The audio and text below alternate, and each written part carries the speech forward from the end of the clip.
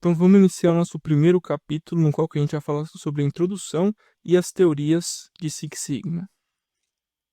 Então, o Lean Six Sigma, ele surgiu devido à necessidade da evolução de técnicas de melhoria de processos. Então vamos recordar aí um pouquinho da aula de história, tá? Por volta de 1700, todas as atividades eram feitas de formas manuais, por artesãos, né? Então, se por exemplo você ia fazer uma cortina, o artesão, você ia lá, ia encomendar, o artesão ia pegar de ponta a ponta, ia fazer costura, ia pegar madeira, ia pegar linha, enfim, ele ia fazer toda a produção de forma manual. E isso demandava muito tempo dele. Porém, claro que o produto saía com uma qualidade superior, porque imagina você fazendo uma cortina e você vai levar uma semana fazer aquela cortina. Então você consegue olhar de ponta a ponta tudo o que está acontecendo. O produto final saía bem acabado. Só que imagina, se você faz uma por semana, são 4 em um mês. Quanto que não vai custar cada cortina? Vai ser um valor altíssimo, né?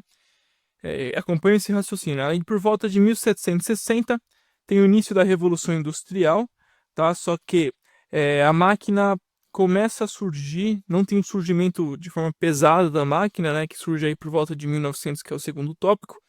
Então, em 1900, aí sim, surge a máquina, a linha de produção, produção em larga escala, né? E aí tem duas pessoas que são muito famosas. O primeiro que é o Frederick Taylor, tá? E o segundo que é o Henry Ford, o próprio criador da Ford. Ambos, tá? Eles dois eram gerentes de empresas e destacavam, né? Eles estudavam a produção em massa, tá? Então, por exemplo, vamos falar aqui especificamente de Taylor. Ele não se preocupava muito do lado humano das pessoas, não se preocupava se a pessoa estava motivada, se a pessoa estava feliz em trabalhar. O que ele se preocupava é que as pessoas produziam em larga escala, em grande quantidade. Entretanto, ele conseguiu perceber que essa produção em larga escala tinha qualidade muito baixa, né? O Ford também, a qualidade era muito baixa e isso trazia uma perda enorme para a empresa, né? Então aí é por volta de 1900 que é quando surge as máquinas de fato, quando o ser humano passa a ser um braço da máquina, eles começam a ter um pouco de atenção à necessidade de qualidade. Claro que não é uma atenção extremamente alta, eles não se importavam tanto quanto hoje. Porém, já começa a ter algum destaque, por exemplo, tentar reduzir as perdas. Isso é um exemplo muito comum da época, né? Tudo que era produzido tinha muita perda, tá bom? Então imagina, vamos lá, voltar um pouquinho, 1700, tudo era feito à mão, tudo era feito por artesão, e aí eles acabavam cobrando muito alto nos valores. Em 1900 tem as máquinas, com isso tem a produção em larga escala, consequentemente os preços ficam muito mais baixos. Com isso também a qualidade cai muito e aí tem muitas perdas. Taylor e Ford observam isso e conseguem perceber que se a gente tiver uma atenção maior para a qualidade, o lucro da empresa consequentemente vai ser maior, tá? Quando eu falo em lucro, como que se calcula o lucro de uma empresa? É bem simples, tá?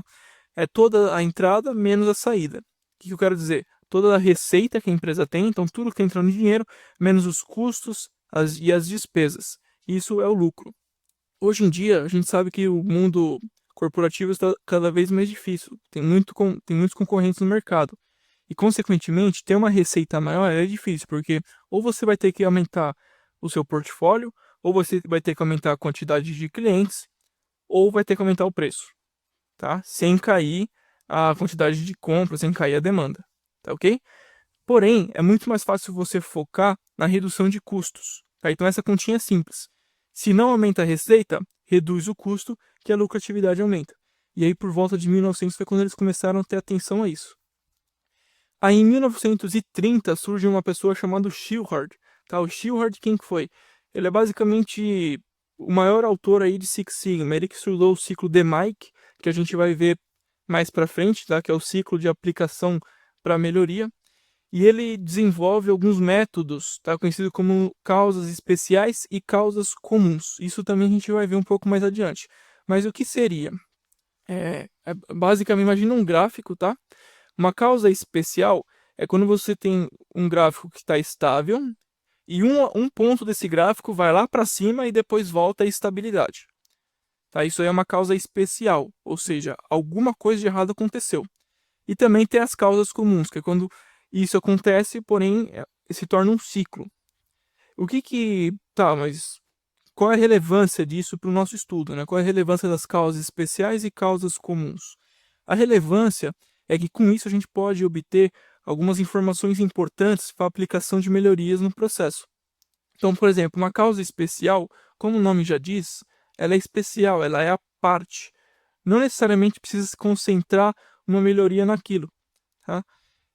Porém, quando se torna uma causa comum, isso acontece com mais frequência, aí sim tem que se concentrar um esforço naquilo e aplicar a melhoria. Mas isso a gente vai falar um pouco mais adiante, tá? Então aqui você só tem que acompanhar o processo histórico. Aí em 1930, então, o Shewhart acaba desenvolvendo esse método, né?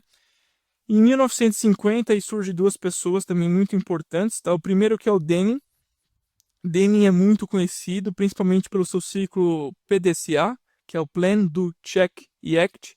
Tá? O PDCA não é nada mais nada menos que o ciclo DMAIC, já criado por Shewhart, porém de uma forma mais reduzida. Tá? Eu particularmente gosto mais do ciclo DMAIC porque ele é mais extenso e, consequentemente, você tem mais informações para aplicar a melhoria. E o Ishikawa quem foi? Também foi um outro estudioso. E se você colocar no Google, você vai encontrar bastante um gráfico que se chama espinha de peixe ou gráfico de Ishikawa, gráfico de causa e efeito, também conhecido dessas formas, tá? Nesse curso também você vai ver mais pra frente como é que se aplica esse gráfico. Mas ele é basicamente para você identificar, por exemplo, se tem um problema, quais são as possíveis causas daquele problema, tá? Então, em 1950, o que aconteceu? Os Estados Unidos enviou Deming para o Japão. Por que ele enviou para o Japão?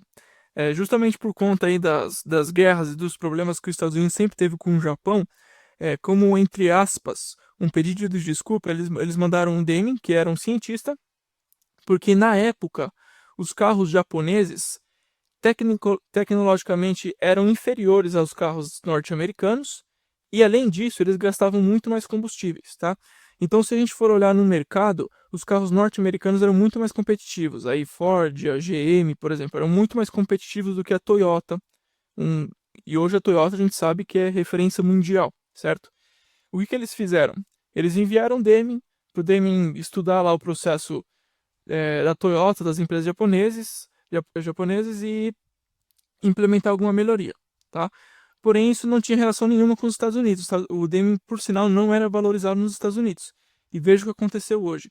Os carros japoneses, os carros asiáticos de forma geral, Kia, Toyota, Honda, apesar de que não são todos japoneses, eles são muito competitivos no mercado. Eles são, além de ser muito econômicos, eles são muito tecnológicos, né? Então aqui em 1950 a gente consegue observar que tem já um destaque muito maior para o processo, para a melhoria de processo, atenção aos processos, né? Então acompanha de novo. 1700, tudo feito de forma manual. Depois 1760 tem o início da Revolução Industrial, mas também não é um enfoque muito grande. 1900, Taylor e Ford, a produção em massa. Eles começam a ter um pouquinho de atenção em relação à qualidade para reduzir custo e, consequentemente, aumentar o lucro. 1930 surge o Shewhart, que ele desenvolve esse método de causa especial, causa comum.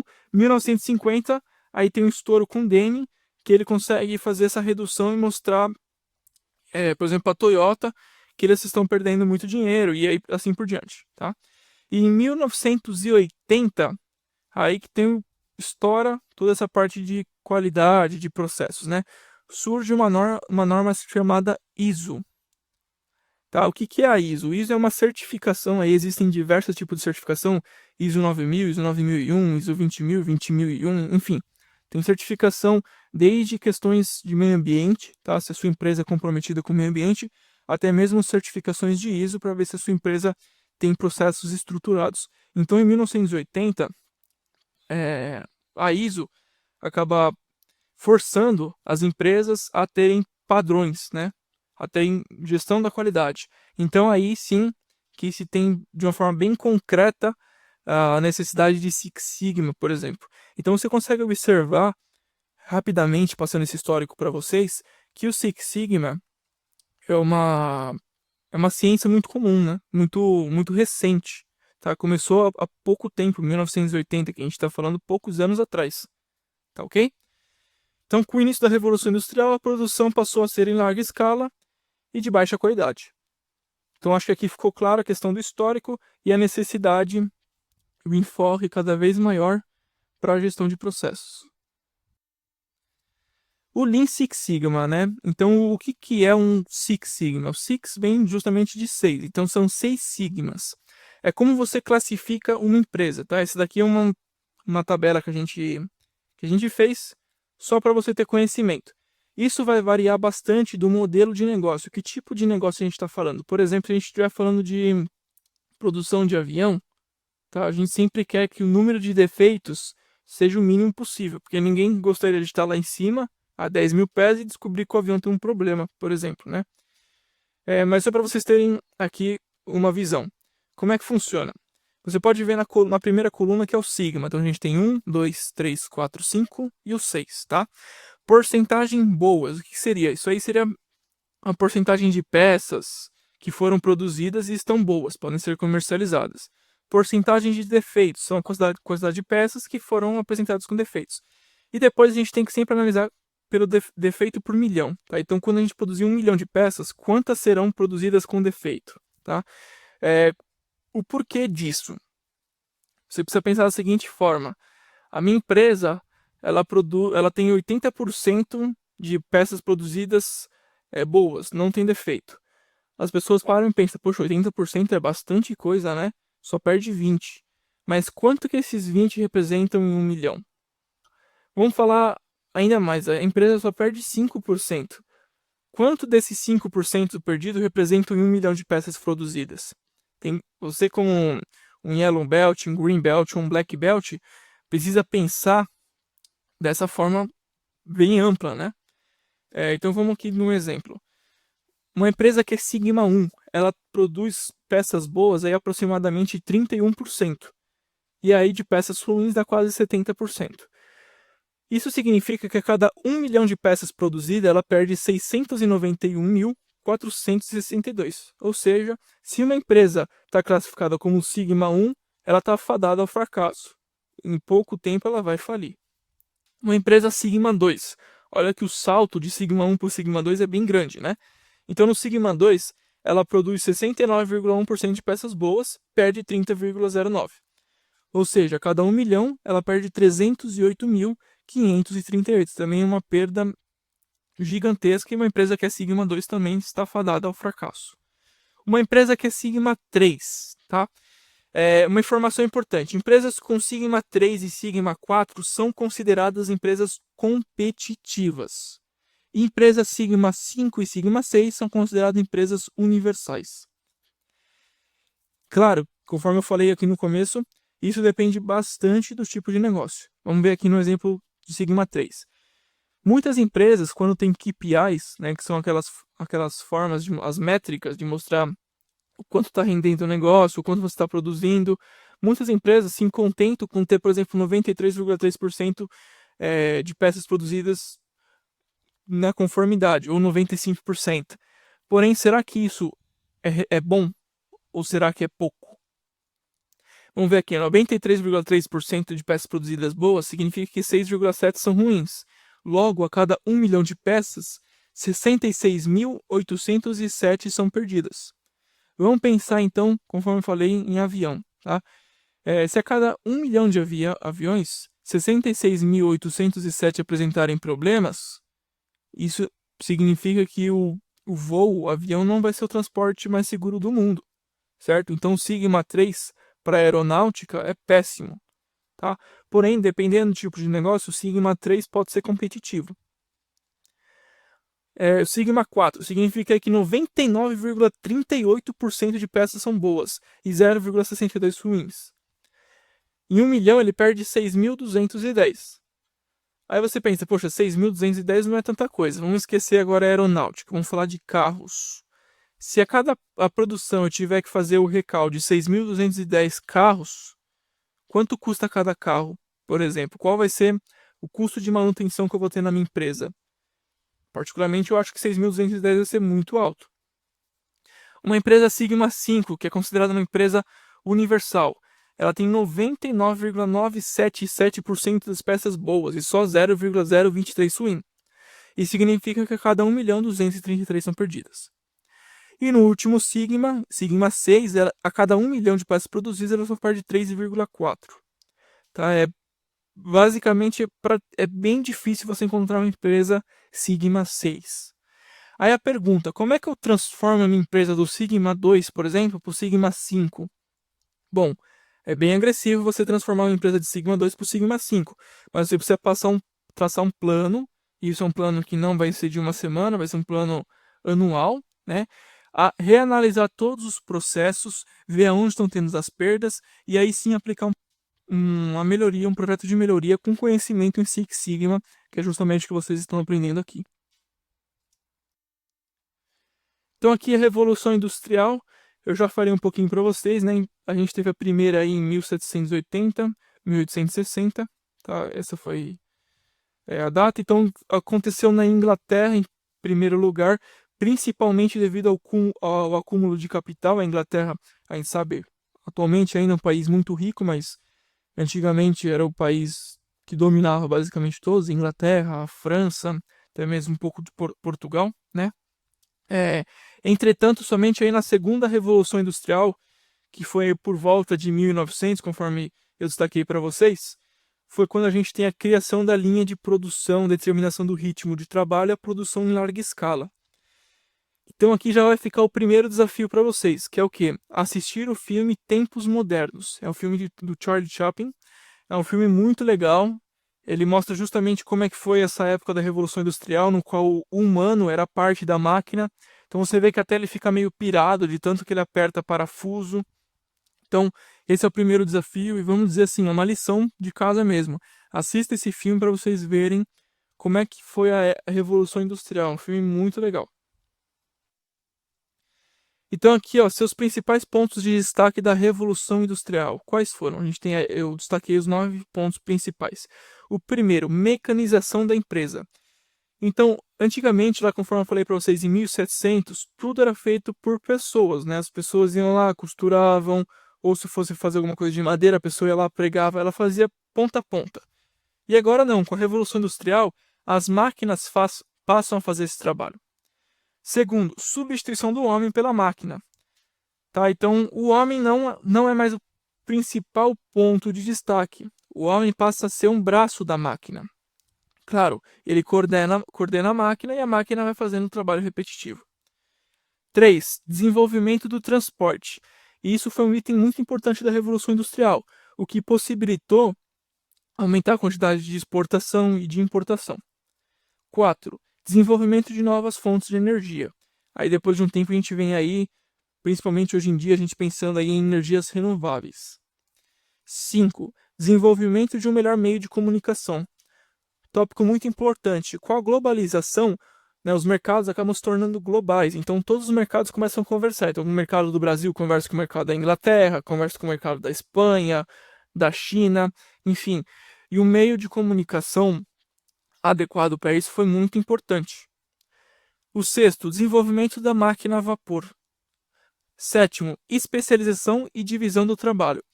Esse foi um tópico que o Taylor destacou bastante e ele publicou um livro especialmente sobre isso. Tá? O que seria essa especialização e divisão do trabalho?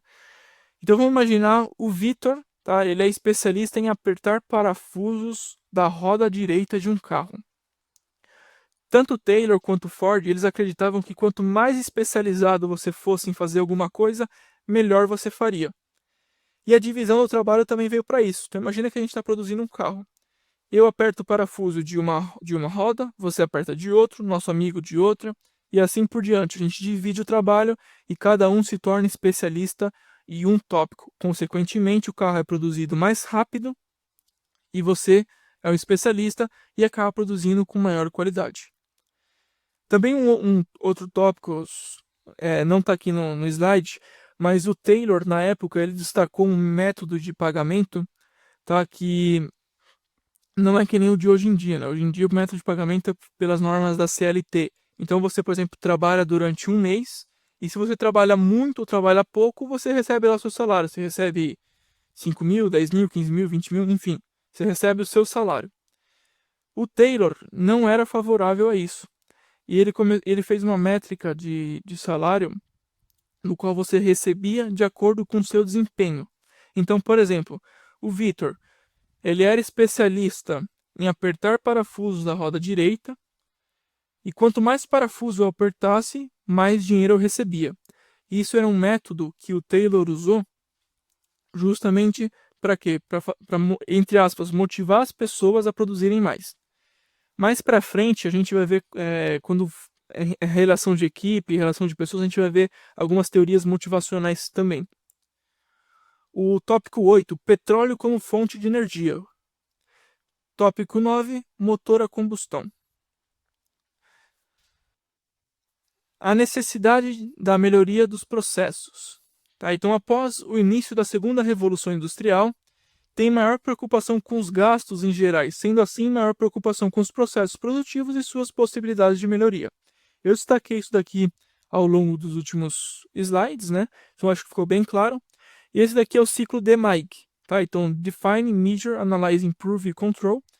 A gente vai dividir todas essas etapas para aplicar uma melhoria. Aqui é a visão geral do processo. A visão geral do processo ela é dada por um tópico, né? Ela é dada por um método, vamos dizer assim, chamada CPOC. Tá? CPOC o que é? Suppliers, o S de Suppliers, o I de Input, alguma coisa que está entrando, o P de Process, o O de Output e o C de Customers. Tá? O que é isso? É uma forma que você consegue ter uma visão bem ampla do processo. Então você consegue ver quem são os fornecedores de determinada matéria-prima, o que está entrando, qual é o processo daquela matéria-prima, o que está saindo e para qual cliente está indo. O ciclo DMAIC, que é o ciclo que a gente vai aprender, ele é aplicado no P, no Process. Então um exercício, memorize esse exercício porque a gente vai fazer um CPOC um pouquinho mais para frente, tá? Porém, memorize esse exercício que depois que a gente fizer o CPOC, você faz ele na sua casa. Então você tem que aplicar o CPOC no dia a dia do seu trabalho. Quais são as entradas, quais são as saídas e quem serão os clientes. Então esse daqui é um exemplo do CPOC que eu tinha falado para vocês. Conforme eu mencionei no último slide, a gente tem um exercício para vocês fazerem no trabalho de vocês sobre montar um CPOC do próprio trabalho de vocês ou da casa de vocês, enfim, monte um CPOC. Como é que funciona? Aqui no CPOC a gente tem o primeiro tópico que são os fornecedores. Então aqui tem o fornecedor X, que fornece alumínio, fornecedor Y fornece aço e assim por diante. Então essa é a entrada, alumínio, aço, serra, grampos, líquido refrigerante, máquina de corte. Mas para que eu tenho essas entradas? Eu tenho essas entradas para determinado processo, ou seja, recebimento de materiais, ele insere os mesmos materiais na máquina apropriada e retira o material finalizado. Tá?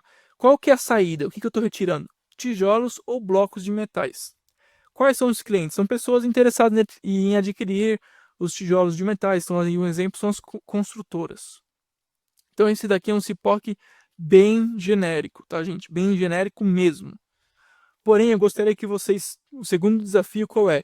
Montar um CPOC aí da atividade do trabalho de vocês ou de alguma coisa que vocês fazem na casa de vocês. O que entra, quem fornece isso, qual o processo, qual a saída e quem é o cliente.